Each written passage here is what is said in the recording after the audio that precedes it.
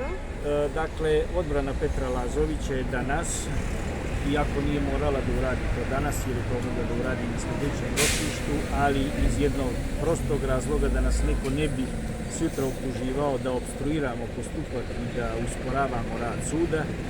Da bi ubrzali rad suda, predložio sam i citirao ono što je odlučio Evropski sud pravde u Luksemburgu. A Evropski sud pravde u Luksemburgu je odlučio da se Skype prepiska koja se nalazi u našim spisima ne može koristiti kao dokaz i da se mora izuzeti iz spisa. Ovo je notorna činjenica i ja mogu da kažem da svi koji su se do danas izjašnjavali o posledicama te presude neka je javno objave, jer ako su ih komentarisali, onda je svakako moraju imati. Da bi izbjegao interpretacije, ja sam dio te presude koja se odnosi na Skype komunikaciju danas citirao, a taj citat je nedvosmislen.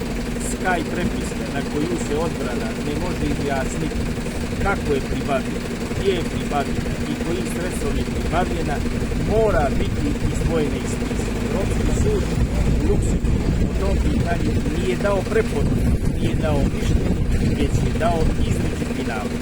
Osim toga, u toj presudi se zabranjuje ono što Skype predstavlja, a to je masovni nadzor, dakle je izvršen.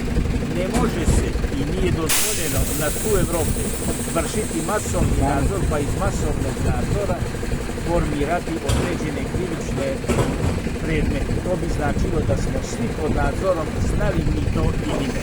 I treća stvar,